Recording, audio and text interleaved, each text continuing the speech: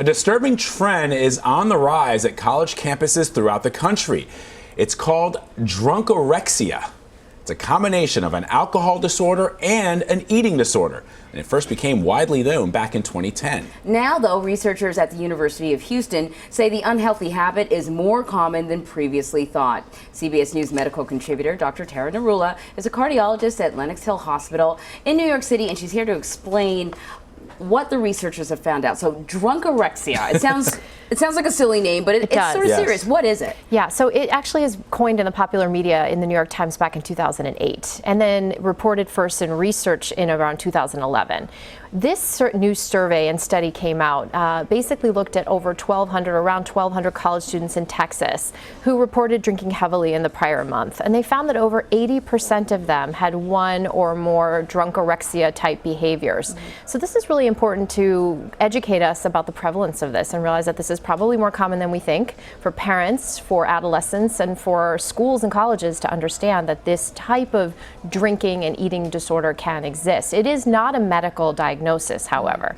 When you say drunkorexia type behaviors, what are we talking about here? Right, so drunkorexia is a complex pattern of drinking related behaviors that occurs before, during, and after drinking. And the idea is basically to prevent weight gain from the calories that come from alcohol and to get a faster buzz. So what many young people will do is to skip meals before drinking, to exercise heavily before or after drinking, or to use things like diuretics or laxatives or even vomiting and purging after drinking. All right, so full disclosure, I didn't know this was called drunkorexia, but I think a lot of people that I know, a lot of friends that I have will say, look, you know, I'm going out tonight. I'm probably going to have a couple of drinks. I don't want to eat a heavy meal right now because I know also when I'm done drinking, I'm probably going to be a little hungry.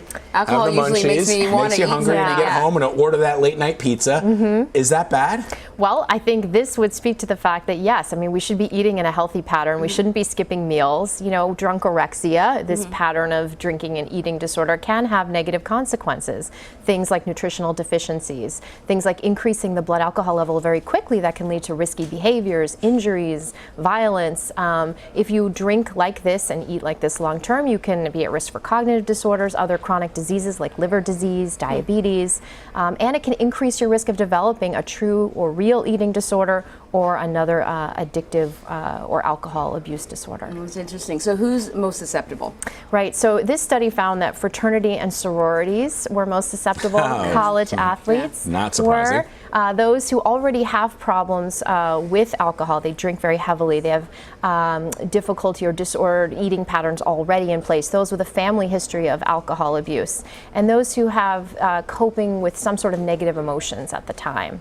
I could also see, Dr. Narula, somebody saying, look, I'm going to go out and have a night where I'm going to drink a lot and then not eating at all. Saying, look, my replacement meal is actually the beer because it's so many calories involved in that. And that's part of what this is. That's the skipping the meals and then using the alcohol to replace those calories, essentially. So those are empty calories. It's going beyond sort of balancing your calorie intake. It's going to the extreme where you're replacing a meal with liquor because you don't want to have to deal with the extra calories. For many people, yes, that's correct. Really, the message here is do not drink, do not overdrink, do not get drunk. No, and eat healthy, drink healthy. Moderate drinking is usually defined as 1 drink a day for women, 2 drinks a day for men. Anything that's considered binge drinking, which is really more than 4 drinks for women or 5 drinks for men in a 2-hour period. This would be definitely considered unhealthy.